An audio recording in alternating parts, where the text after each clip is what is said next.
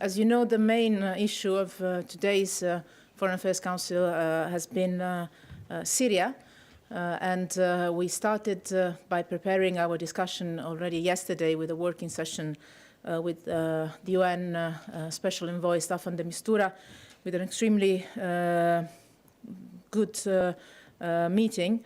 I said coming in this morning that you would have had more details about the concrete support that the European Union can give to him. First of all, you might have seen already the conclusions we adopted with a very smooth process that was already agreed before entering the meeting, which was giving some space for a real in-depth political debate among all the ministers. And the general sense of our discussion and our decision was, first of all, to give not only full and strong support to Staffan de Mistura, but also concrete support to his efforts, knowing that his efforts to achieve a strategic de-escalation of violence is and can be a basis for a broader sustainable political process. We refer to it in the conclusions as in this way, I quote, "A lasting solution to the conflict can only be achieved through a Syrian-led political process leading to a transition."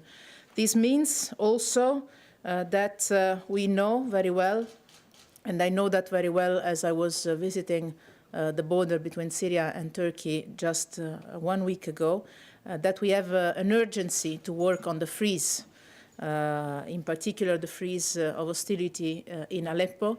Aleppo is not only a city with a large population, it's also a city that represents an important symbol in the region and in the country, and is and could be, if we manage to work on the freeze together with Staffan de Mistura, supporting his efforts, could be also one possible way of showing that reduction of violence is possible in Syria and could even lead to a political process in the country.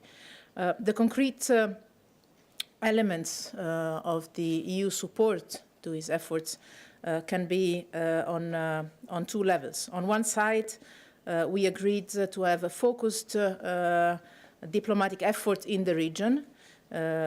This means, I would refer again to the conclusions. You will find a sentence that was not there in previous decisions of the Council, that the EU is ready to engage with all regional and international actors with influence over the Syrian parties. This means explicitly that we will work with all the actors that have a say, that have a role, that can be part of the solution to the Syrian crisis, namely big Gulf countries, starting from Saudi Arabia, but also Iran and Russia. And we decided that we will develop our diplomatic initiative towards these actors in the framework of the UN-led efforts. That means that we will try to facilitate in all possible ways a Syrian-led process leading to a transition based on the Geneva Communiqué of 2012. The point is that, as you very well know, 3.5 years of war and the Syrian regime is still there. We need to find different ways, other ways to stick to the same principles, the Geneva Communiqué, but trying to find most effective ways of facing the problem, the conflict. The second level, apart from the diplomatic one on which the European Union has decided to engage, is the humanitarian aid. This is urgent and we feel the sense of urgency. Again, having been at the border in Gaziantep last week, I've met plenty of refugees and also plenty of humanitarian aid workers that, with the support of the European Union, are doing an excellent, very difficult job. We know that they managed to do that thanks to the support of the European Union, of the member states. The amount of funds of support that the European Union has allocated so far on the crisis in Libya, in Syria, sorry, I'm mixing the crisis, then we come to Libya as well. is 3 billion euros, both in Syria and in the neighboring countries. And we know that we need to keep that effort going, not only for Syrian refugees, not only for Syrian internally displaced, not only for the children. We are losing generations of Syrians that are not able to go to school. That might become a major problem in 10, 15, 20 years from now. But we also need to do that very much in the neighboring countries, being it Turkey, most of all being it Jordan or Lebanon. In particular, we have to work not only on the refugees, but also on the hosting communities. It is crucial that the hosting procedure, the hosting process of refugees doesn't turn into a major social or economic problem for countries that are already in themselves fragile, not only from the economic or social point of view, but also from the security point of view. And we know, in particular for Lebanon, this is going to be critical. And this requires our humanitarian help, but also our political support. And when I say we decided to work on the humanitarian assistance, I also mean that if and when we manage to have a freeze of hostilities in Aleppo, the European Union has to be ready to come in with a major humanitarian support to make the life of the people in Aleppo, if the freeze comes, dramatically better than it has been so far. We have launched, you might have read it in the conclusions, or maybe you knew that already, we launched a trust fund for Syria. This is an instrument that makes it easier to use the funds, more flexible, and especially quicker, which is exactly what we need. In case we get to a positive step, we might be ready, and we have to be ready to get a lot of humanitarian aid immediately in the city. And then, as I said, the political process internally. But that is only one possibility if we get to a situation where the freezes of hostilities start to take place. We also discussed the regional strategy on our fight against Daesh. That was, all the European Union member states and the European Union as such is in one way or another, being it militarily, being it from the humanitarian point of view, being it from the narrative point of view, the cultural point of view, involved in the fight against Daesh. And all of us are very much working on the support of the Iraqi government. I am going to be in Baghdad and Erbil in 1 week from now, Monday and Tuesday next week, visiting not only, as I said, Baghdad, but also Erbil, different levels of institutions. And the message of inclusivity that can be implemented and is already on the way in Iraq could be a good way of moving ahead in a situation that only a few months ago was desperate and now maybe allows us to have some hopes for the future. Another point on which the Council has decided further steps, have taken conclusions, is Bosnia. You might recall that I paid, together with Commissioner Hahn, a visit to Sarajevo some days ago. That was a follow-up of a decision of the Council of November, when we were tasked to visit Sarajevo, to meet with the political and institutional leaderships there, to check if there was a level of engagement, of commitment, sufficient enough for us to engage in a process that could move Bosnia and Herzegovina closer to the European Union. We did this visit. The visit was extremely positive. We met with the presidency, we met with the 12 political leaders in parliament, we met with civil society, and we came to the conclusion that yes, there can be a new start for EU and Bosnia and Herzegovina, and we have to take the most out of this possibility. So the Council today has decided that we will be ready to re-sequence the order in which the conditionalities will be faced.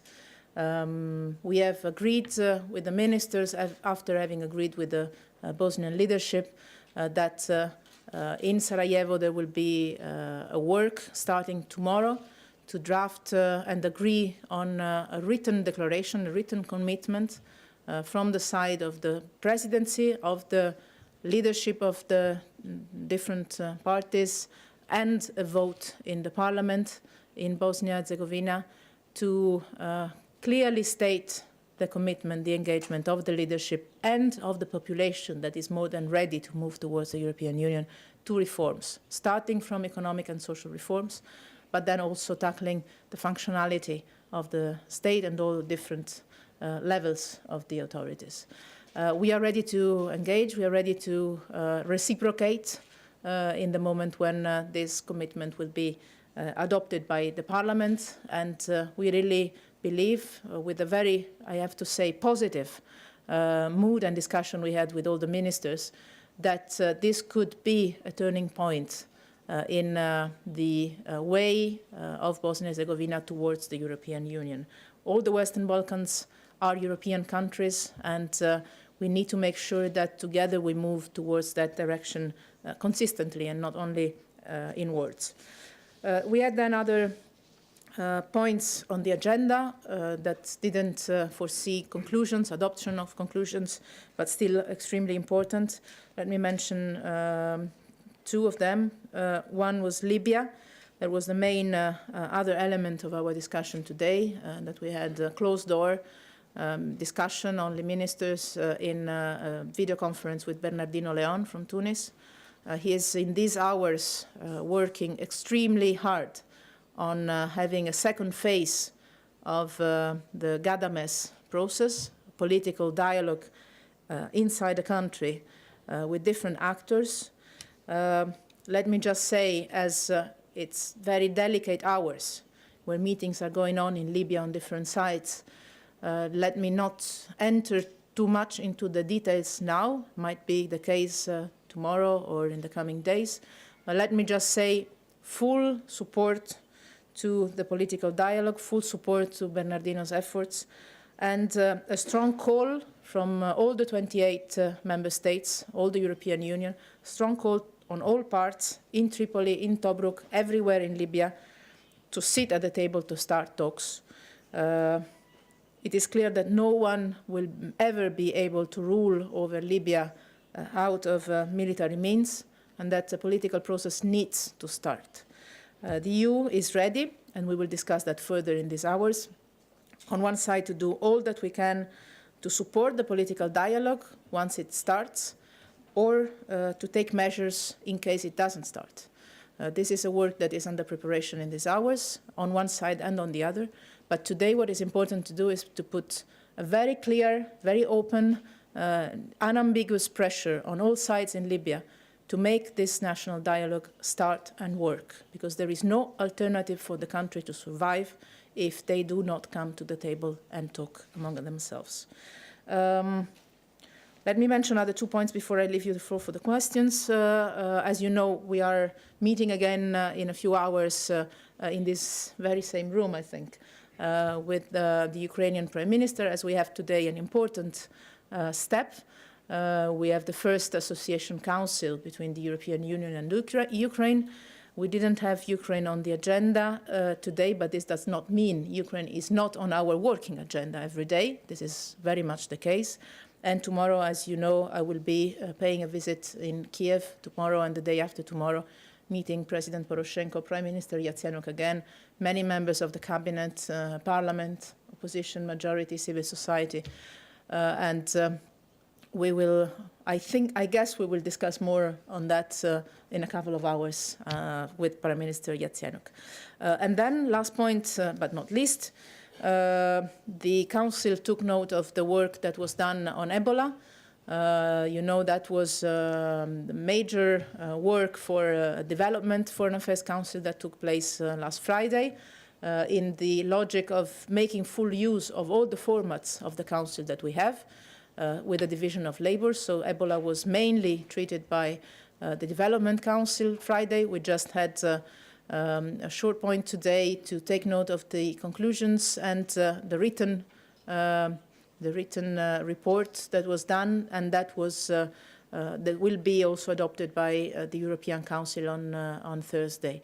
Let me also say that in view of the European Council, we have had a meeting yesterday with President Tusk, the second meeting I would say that we have, apart from different contacts we're having in these days to prepare the Council and to make sure that the work of the Foreign Affairs Councils in different formats and the European Council is as much as possible coordinated and going in the same direction. And that, I would say, is the case. I would say that the cooperation for the moment is excellent, and we have been working so far so good. Thank you very much for your question.